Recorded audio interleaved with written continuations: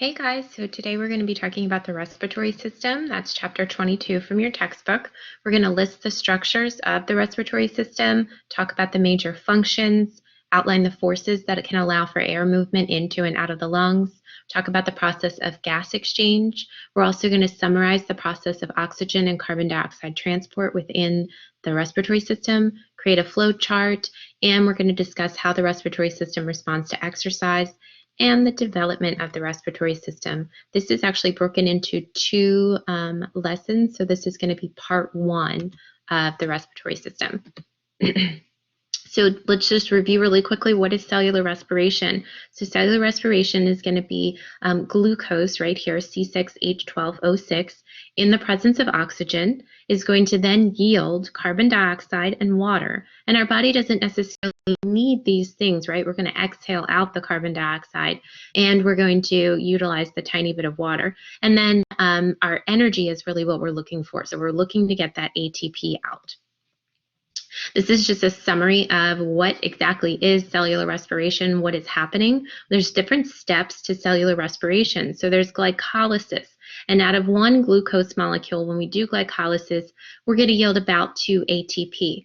But when we have oxygen here, we're actually going to go through what's called the Krebs cycle, because we have this acetyl-CoA and NADH. And these are two sort of high energy molecules that are going to enter into the Krebs cycle. And out of them, we get also 2 ATP, and this is where we also get that carbon dioxide. However, if we continue through, we can also get these other 2 high energy molecules. We get FADH2 and NADH. Now this is, you can see sort of this purple background, that is the mitochondria. So that's where we're doing this, is within the mitochondria.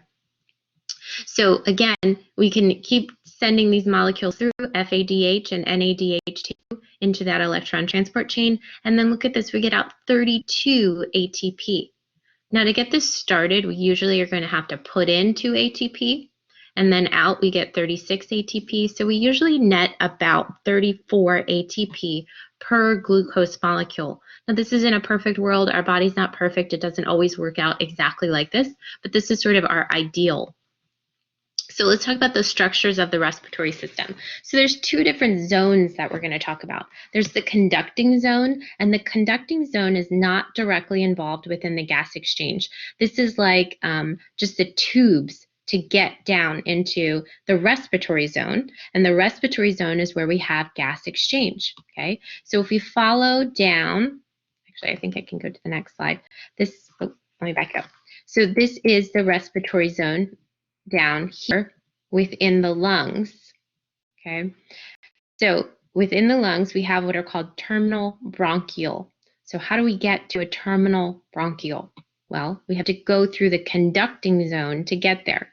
So we have to go through the nasal cavity, in through the oral cavity, down through the pharynx, the larynx, into the trachea, and then we're going to divide into the left and right main bronchus, or bronchi for 2. Then they're going to keep branching off of one another. And then we're going to get to a terminal bronchial. And at the end of the terminal bronchial, we have these little sacs. They're called alveolar sacs. And those alveolar sacs, they sort of look like a bunch of grapes. Okay, this would be like the stem of the grapes. And then there's that bunch of grapes. There's those alveolar sacs. And those alveolar sacs are actually covered in capillaries. Okay, so you can see those capillaries there, right? And so what happens is we get this deoxygenated blood coming from the pulmonary artery here, and we get simple diffusion happening here, okay? Because this area here inside these capillaries is highly concentrated in carbon dioxide. So it's going to send the carbon dioxide into these alveolar sacs, and then it can be exhaled through the conducting zone. Now inside of here also, inside of this alveolar duct, we have a lot of oxygen, right? We've taken a big inhale. And so since we've taken a big inhale, there's a high concentration of oxygen inside of the alveolar sac, and it's going to diffuse into the capillaries. Now remember, this blood is constantly pumping through. Therefore, we have a constant supply of deoxygenated blood and a constant supply of oxygenated blood. Okay, so let's start with the nose. The nose is the major entrance and the exit of the respiratory system. Between the eyebrows, you have sort of this root and then the bridge. Okay, we call this area the dorsum nasi. Then you have the ala off to the side. The apex is the center, and then just above your lips, you have the philtrum. Okay. With inside the nose, we have the nasal bone, there's the maxillary bone, we have some septal cartilage, some major alar cartilage here. Okay. There's two major sections here. We have the external nose and then the nasal cavity or the internal nose. So this is going to be that internal airway right here. We call this the nasal cavity. They come up in through the nares. We also call them nostrils. Okay. And then the air can flow down through the nasopharynx, naso for nasal, through the oropharynx, oro for oral. It's right behind the mouth, this big chunk right here. This is the tongue. Okay. There's the teeth. And so at the back of it, we have our oropharynx. And then we have the laryngopharynx. The laryngo, that word, it comes from larynx. Okay, and that's right here at our voice box where we have our vocal cords. Okay, so we go in order: nasopharynx, oropharynx, laryngopharynx, and then we're going to hit the larynx or the voice box. Okay, and you can see here that the air flows this way because our trachea sits in front of our esophagus. Okay, the esophagus is behind. So how exactly do we smell? So this, again, is going to be a neural response. Okay? And so when we get the air coming through our nasal cavity, we have fibers here of our olfactory nerves. And you may remember that cribriform plate of the ethmoid bone. We talk about that in Anatomy 1. Okay? And within that cribriform plate of the ethmoid bone, we have all of these olfactory holes. An olfactory bulb is going to sit right there. And then we're going to see all of these little fibers coming through that cribriform plate, and they tuck into the nasal cavity. Okay, when we get an odorant coming through, okay, we have specific receptors. When those specific receptors bind to a protein within the odorant, okay, they're going to cause these olfactory receptor cells to be activated, and they start sending their specific electrical signal. And then those signals can go through that olfactory bulb, through the glomeruli, and through the olfactory bulb to the brain so that they can be processed. Okay. Now we have what are called nasal turbinates. Nasal turbinates are covering over those nasal concha bones. They're covered over with epithelium. We have three of them. We have the superior, the middle, and the inferior turbinate. And under each is going to be the sinus fluid that gets drained into the nasal cavity. So this is when we say like our sinuses are like filled up, or our sinuses are uncomfortable, they're swollen, right? You can see there's that ethmoid sinus, and we're going to have that sort of draining happening into this nasal cavity here. And what they do is they actually help to increase the surface area within our nasal cavity because we have all of this surface around here as well. We have our paranasal sinuses. These are cavities within our certain skull bones. So we have our frontal sinus, our ethmoid sinus, our maxillary sinus, and our sphenoid sinus here. Okay? And they're lined with those mucous membranes. Their big job is to produce this warm, watery fluid that we release into the nasal cavity. This is more necessary in winter. Why do we believe that that's the case? Well, in the winter, we generally heat our homes with dry heat. Okay, and because it's so dry, we're going to need to get that warm, watery fluid within our nasal cavity. So we're going to release more mucus. And the reason that we do that is because gases diffuse easier through sort of that liquidy component of our mucus. So within those areas, we have what are called pseudostratified ciliated columnar epithelium. You may remember those. Okay, and so here they are right here. And then within them, we have these goblet cells. Okay, they're going to produce mucus that helps to trap debris, and it also creates this mucociliary elevator for us. And that's going to send that debris up and out so that we can swallow it. This is kind of that idea, sorry to be so crass and gross, but like to hawk a loogie, so to speak. That's what you're going to do, is you're going to kind of cough that up, and then you can either swallow it or you can spit it out. Okay. So this is the pharynx. And there's 3 divisions of the pharynx. I already talked about those, right? There's the nasopharynx at the back of the nasal cavity, the oropharynx at the back of the oral cavity or the mouth, and then the laryngopharynx just below that where the larynx is going to be. So here's that larynx right there. We also call it the voice box or the vocal cords.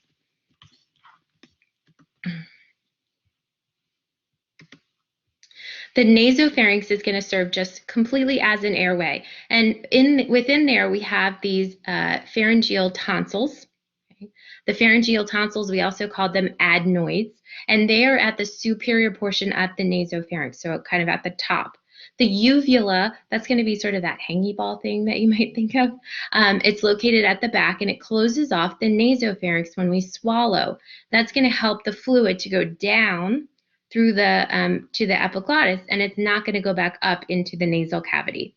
Okay, our eustachian tubes, which come in through our ears, are going to open into that nasopharynx. The oropharynx and the laryngopharynx are both arid food passageways because we're going to breathe in the air, but we also are going to swallow food through them. Okay, so there's that oropharynx and the laryngopharynx. The fauces is the opening between the oral cavity and the oropharynx. Okay, it's right here at the back of the throat. And this is covered with stratified squamous epithelium. The laryngopharynx is going to open to the larynx or the voice box, and posteriorly, it's going to open to the esophagus. So there's the esophagus right there, and here is the trachea in the front. Okay, and so what happens is that we have this epiglottis, which is right there, and when we swallow food, the epiglottis is going to come down and it's going to touch the glottis. It's going to cover over the trachea, and that way the food will go down the esophagus instead of down through the trachea. So here's the larynx, and the larynx is, again, below the laryngopharynx, and it's going to help to regulate the volume of the air that enters and leaves the lungs. Okay? It also helps us to talk. The epiglottis is going to be attached to the thyroid cartilage. You can see it right here. Okay? This is thyroid cartilage here. This is the laryngeal prominence. The laryngeal prominence is going to be the Adam's apple. And then below that, we're going to find the cricoid cartilage. Okay. So there's that epiglottis. And again, that epiglottis is right here, and it can sort of fold over. Okay. And it can cover the opening of the trachea.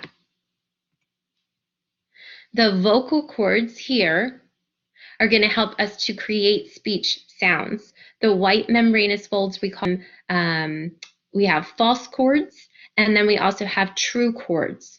Okay, and so those false cords, we also call them vestibular folds. Okay, so you're going to see that. So false cords can be called vestibular folds. We use them in what's called the Valsalva maneuver. That would be like when you like hold your breath and hold your nose and you kind of like try to blow out, pop your ears. We also can use this for blood pressure and to reset the heart. So this is that respiratory tract. We're going to have the trachea and the bronchial tree coming down. Okay, so there's the trachea and the rest. So here's that trachea right there. The trachea, we also call it the windpipe, and it extends down from the larynx all the way down into the lungs. It's lined with pseudostratified columnar epithelium, and we have 16 to 20 stacked C-shaped pieces of hyaline cartilage. And they're there to prevent collapse because remember, it's kind of mucousy in there. And if you take, if you like blow your nose into a tissue and you kind of pull it apart, right, it's sticky. Okay, and same idea is that inside of there is kind of sticky. And since it's kind of sticky, you wouldn't want the trachea to collapse on top of itself because if that happened, it would be really hard to sort of pull it apart. Okay, that's going to then branch into the bronchial tree. Okay, and right here at where sort of that branch is, we have what's called a carina, and the carina is just this raised structure. And if a foreign body is present within the trachea, that's where we're going to get this like violent coughing that occurs because of the irritation to that carina. Okay. There's also rings of cartilage here for support, and you can see that we start to branch off. So these are called the primary bronchi. Okay, you have a left and a right primary bronchi or bronchus. And then we're going to get a secondary and then tertiary. Okay, and then eventually we'll go to a terminal, and that's where we'll have our alveoli. Okay. Now within the lungs, we have what's called a serous membrane. Okay. And we get that because, remember, the serous membrane, that's going to be sort of this idea of this pleura. Okay. And so we get a pleura sac. And so you get a parietal pleura, which is going to be against the muscles or the outer part. And then you get a visceral pleura that's going to actually touch the lungs themselves. And within them, we have pleural cavity. And that's going to give us less friction, right? Because you're always inhaling and exhaling, so the lungs are inflating and deflating pretty constantly. And because that's happening, we want to have something there to reduce friction. And that's what that serous membrane is going to do. Okay. When we look at the gross anatomy of the lungs, we can see that the right lung has more vertical bronchus within the three tubes or the three lobes. So you have a superior lobe, a middle lobe, and an inferior lobe. And then the left lung just has a superior and an inferior. Okay, just two lobes. But also it has more horizontal bronchus. Okay. And then we have this indentation called the cardiac notch, and that's going to give space for the heart. These are the different layers of the trachea. Okay. So you can see here there's the cartilage, there's some glands, smooth muscle, the lamina propria, the basement membrane, and then our columnar epithelium in here, dispersed with those goblet cells, and then a layer of mucus. So this is that respiratory zone. So we've made it all the way through the conducting zone, and now we're going to have our respiratory zone. Okay. And so here's that terminal bronchi. And then we have sort of our grape sacs down here. They're called the alveolar, and they're covered over with these pulmonary capillaries, okay, that are going to have the gas exchange occurring. Okay. So how does that actually occur? Well, we have two different types of alveoli. We have type 1 alveoli, and type 1 alveoli are simple squamous epithelium. Okay, so simple squamous, remember those are those pancake-like cells, and it just allows for simple diffusion, right? So the oxygen and the carbon dioxide can sort of trade places, because with diffusion, we're moving from an area of high concentration to an area of low concentration. Okay, so within the alveoli, we would have a high concentration inside, and it would diffuse out into the capillary. Okay, and within the capillary, we'd have a higher concentration of carbon dioxide. So the carbon dioxide would diffuse into the alveoli, and then we would exhale it out. Okay, type 2 alveoli is going to produce surfactant, and surfactant is sort of like a soap, like if you would take like dish soap and rub it in your hands. Okay, it's going to prevent any alveolar collapse. It won't make it sticky. Okay, so we have this respiratory membrane here. Okay, and so you can see this is talking about as far as the simple diffusion. Okay, this is called the respiratory membrane. And so we have the alveolar epithelium, then we have this fused basement membrane with the capillary endothelium. Okay, and because it's fused together, we can get that simple diffusion happening across the membranes, where the oxygen is going to move into the blood, the carbon dioxide is going to move into the alveoli, and then we can exhale it out. So this is kind of what happens with asthma. And so when we have an asthma attack, you're actually going to see that they get an increase of mast cells, macrophages, eosinophils, and neutrophils within this lamina propria area. And we also see a really thick layer of mucus. Okay, and because of this thicker layer of mucus here, we're not going to have that simple diffusion that we're looking for for it to happen. Okay. So take a second and make sure that you can describe the three regions of the pharynx and their functions. And just a question for you, if a person were to sustain an injury to the epiglottis, what do you think would be the physiological result? And then take a minute and compare and contrast the conducting and the respiratory zones. So the pharynx has those three regions. So we're going to describe the three regions of the pharynx and their functions. So remember, there's the three regions. The first region is that nasopharynx. Okay, here's that nasopharynx here in that green color. It's connected to the posterior of the nasal cavity, and it functions as strictly an airway. The second region is the oropharynx here with sort of that teal blue color, and then we have the laryngopharynx here. Okay. The oropharynx and the laryngopharynx are both going to serve as passageways for air and food. Hence the reason that we have this epiglottis. That epiglottis is going to be able to cover over the trachea when we swallow. And also the uvula here is going to pop up and cover over the nasal cavity when we swallow. And that's going to allow the food or the drink to just go down the esophagus. If a person was to sustain an injury to the epiglottis, what would we think was going to happen?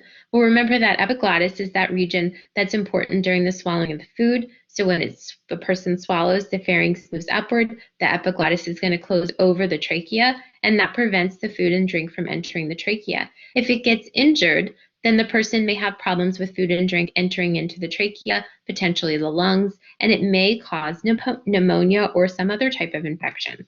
Okay, they would aspirate their food. That's what it's called, aspirating. The conducting and the respiratory zone. So remember that conducting zone is just for the air flow. So no gas exchange is coming, right? So it's just a passageway for air. It can trap and remove the debris and the pathogens. It can warm and humidify the incoming air.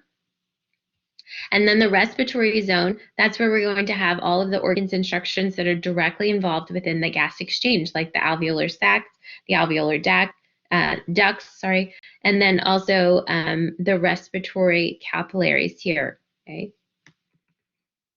So let's talk about some muscles of breathing. So we have the diaphragm. The diaphragm is that dome-like muscle, and it sits just under the lungs. So when we inspire or we inhale, the diaphragm contracts and then the dome flattens. It pushes down onto the abdomen, and that would be like where your stomach and your abdominal organs are going to be, right? So it pushes down there.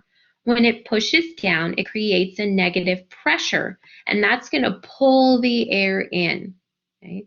When we exhale or expire, the diaphragm can relax and the dome shape returns to passively push the air back out. Okay, so no energy is really used for this expiration or this exhale in normal breathing. We also have intercostals, okay, and intercostals, we have external and internal intercostals.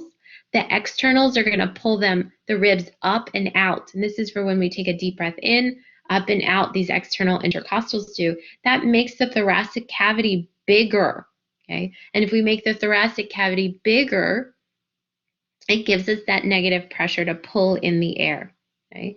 And then our internal intercostals are going to pull the ribs down and in for expiration when we exhale, especially when we exhale forcefully, okay? So here's routine inspiration. So just regular old breathing. The diaphragm contracts. It moves inferiorly towards the abdominal cavity, so it pushes down on the abdomen. It creates that larger thoracic cavity and then more space for the lungs. We then get a contraction of those external intercostal muscles. That's going to pull the ribs up and out, and that causes the rib cage to expand. So everybody take a deep breath in. So then that causes us to have our thoracic volume increasing, and thus we have a negative pressure. That's going to pull the air in. For regular expiration, again, this is passive. No energy is required to push the air out of the lungs. Instead, just like elastic band, the elasticity of the lung tissue is going to cause the lungs to recoil. The diaphragm and the external intercostal muscles are going to relax, and then our thoracic cavity and our lungs can decrease in volume. We then get an increase in pressure. That's going to force the air back out. So this is sort of our mechanics of breathing. This is called Boyle's Law, and Boyle's Law basically boils down to as the volume increases, our pressure decreases. As our volume decreases, pressure increases, right? If I decrease the volume, I increase the pressure, okay? So we get this inspiration. There's that diaphragm. The diaphragm's going to contract and push down. The external intercostal muscles are going to contract and pull our ribs up and out. That's going to force the air in because this area has become larger, okay? Then when we exhale, the diaphragm relaxes. The intercostal muscles are going to relax, and we're going to get the lung tissue to recoil, and that's going to force the air back out. Now we also can do some forced inspiration or forced expiration. So forced inspiration, like during exercise, or even when we just choose to take a really big breath in, take a deep breath in. When we do that, oftentimes you'll feel that you'll pull your shoulders back. That's the trapezius muscles, pulling the shoulders up and back. We also get the rhomboideus, the major and the minor, also pulling the shoulders up and back, right? And then the pectoralis minor, our chest muscles, are going to lift our rib cage up and out, okay? And that's in addition to our external intercostals and our diaphragm, okay? So when we forcefully exhale, like if we're going to blow up a balloon, everybody just put your hands up like you're going to blow up a balloon. When you do that, we're going to actually pull in our body, right? So our serratus anteriors are going to pull our shoulders forward, and our pectoralis major are the same. So there's different ways that we're going to look at our respiratory volume. Okay, respiratory volume. So we can look at tidal volume, and tidal volume is the amount of air that we move in sort of our regular old breathing. Okay, we can get inspiratory reserve volume here, and that's when we would forcefully inhale. We can get expiratory reserve volume, so this would be like, I guess let me clarify. When you take a breath in, a normal breath in, and then you breathe in some more, that's inspiratory reserve. Okay, when you breathe out a normal exhale and then you exhale even more as much as you can, that's expiratory reserve volume. Okay, and then we have residual volume, and the residual volume is what we're not really going to exhale out at all. It's always staying within the lungs. Okay, now when we look at vital capacity, we look at what is the total amount of air that we can move. So how much can we bring in, and then how much can we forcefully exhale? That's going to be our vital capacity.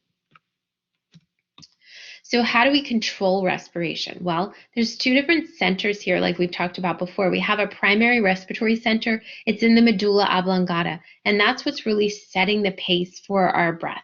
Okay, the dorsal respiratory group is going to generate a baseline rhythm, and that's going to trigger the diaphragm to contract at a certain pace, and it does that with the phrenic nerve. Okay, so it's going to, the phrenic nerve causes that signal, and then that triggers the diaphragm to contract. Okay, the dorsal respiratory input is going to be the chemoreceptors and baroreceptors. So when we have a low oxygen level or a high carbon dioxide level or even a low pH, or if we even have less stretch, it's going to trigger an increased rate and depth of our breaths. We also have a pontine respiratory group. Okay, right here, we have what's called the pneumotaxic and the apneustic centers. And then we have the ventral respiratory group. The ventral respiratory group is going to take care of the accessory muscles that are used within forced respiration. Okay. Then we have, so here's that pontine right here, and that's part of the pons. So the pneumotaxic center is going to result in the inhibition of neurons of the dorsal respiratory group. So it kind of turns off the dorsal. You can see that here, the negative feedback. Okay, and the apneustic center is going to stimulate that dorsal respiratory group. Okay, and so what happens with the pneumotaxic center is that we're going to relax the diaphragm, and that allows us for expiration time for that exhale. Okay, and the apneustic center sort of helps to stimulate and control the depth of our inspiration, like when we do a deep breathing. So overall, what we get here is about 12 to 16 breaths per minute for a normal adult. So gas exchange this is inhalation. Okay, so we inhale. When we inhale, we're going to go into the lungs. We're going to hit the alveoli. Okay, that oxygen is going to move from the alveoli into the capillaries. That's then going to go back to the heart within the pulmonary veins. That oxygen then gets sent out to our body through the arteries to the tissue capillaries. And then we get gas exchange again. And this is going to be our cellular respiration is going to occur here within the cells, meaning that they're going to release carbon dioxide. Carbon dioxide is going to travel through the veins back to the heart, and then through the pulmonary artery into the lungs, so that it can then go to the alveoli to then be exhaled. So this is that gas exchange happening at the alveoli for our external respiration. So here is our oxygen diffusing into red blood cells right there. And then our carbon dioxide is going to diffuse into the alveoli. And remember, it does that because of just simple diffusion, right? So this high oxygen concentration is going to cause the oxygen to then diffuse into those capillaries. So internal respiration is cellular respiration, basically. So here's that happening. You can see the carbon dioxide moving over and the oxygen moving in that direction. So how do we transport oxygen within the blood? So oxygen is going to transport 98.5% of it is going to be carried in hemoglobin. And remember, hemoglobin is found within the red blood cells, and it's called oxyhemoglobin when it's attached. 1.5% just gets dissolved within the blood plasma. So here's that hemoglobin protein. Remember, we have those 2 alpha and the 2 beta globins, and within them, they have this red pigment molecule. It's called heme. And each heme can carry an iron molecule. That iron is going to bind to the oxygen molecule. That's sort of what gives us that red color to our blood. So what happens is that our body really loves to be connected to oxygen and hemoglobin, right? Our hemoglobin likes oxygen, but we can increase or decrease our affinity for oxygen. So how much does that hemoglobin want to hold on to the oxygen, okay? And so what happens here is that we can see we can get a right shift. And when we get a right shift, that means that we're going to have a decreased affinity for oxygen. So we don't really necessarily need to have it held on to the hemoglobin, okay? And when we get a decreased affinity for oxygen, we're going to get an increased pressure of carbon dioxide. We're going to get a decrease in our pH or an increase of temperature. We get a left shift, meaning that we're going to hold on to the oxygen or an increased affinity for oxygen at our hemoglobin when we get a decrease of carbon dioxide, when we get an increase of pH, when we get a decrease of temperature. You can see it here. Okay, this is our pressure of oxygen. This is our hemoglobin saturation. Okay, so right shift, we let it go. And left shift, we hold on to the oxygen. Okay, hold on to the oxygen.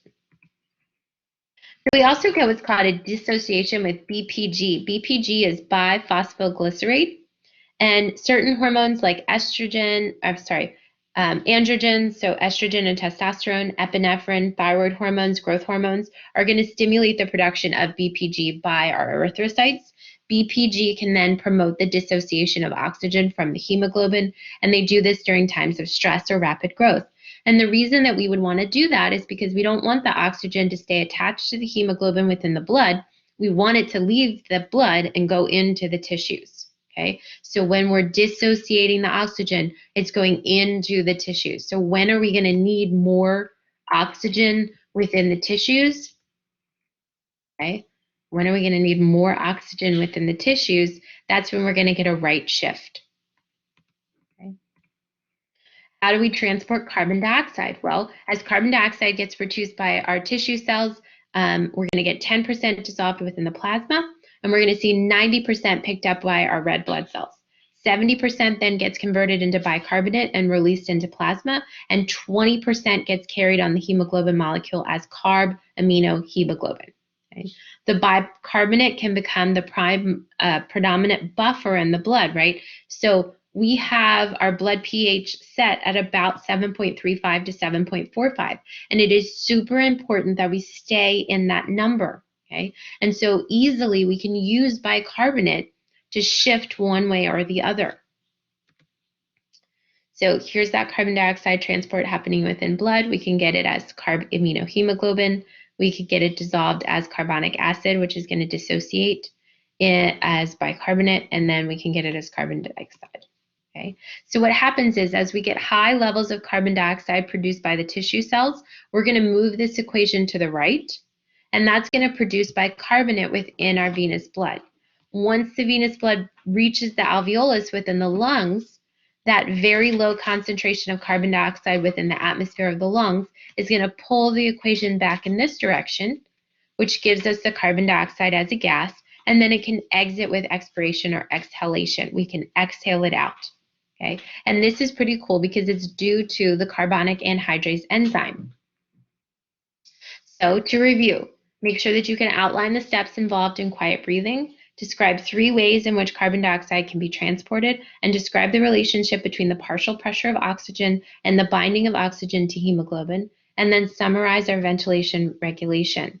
Okay, so these are the steps to quiet breathing. Okay, so remember, this is at rest, no real active thought. Okay, the diaphragm is going to contract, it's going to push down into the abdominal cavity. We're also going to get the external intercostals to contract. Okay, then when we exhale, okay, we're going to have the relaxation of the muscles. So the diaphragm is going to relax back up. The external intercostals are going to relax, letting the ribs sort of fall back down. Because the chest cavity and the lungs are going to contract, the recoil of the lung tissue, and that's going to force the air back out. The 3 ways that carbon dioxide can be transported is 20% is carb amino hemoglobin, 70% is going to be dissolved within the plasma, and we get bicarbonate, and then 10% is going to be carbon dioxide dissolved within the plasma. The relationship between the partial pressure of oxygen and the binding of oxygen to hemoglobin, as we get a higher level of this oxygen partial pressure of hemoglobin, or partial pressure of oxygen, we're going to get that right shift to occur. Okay.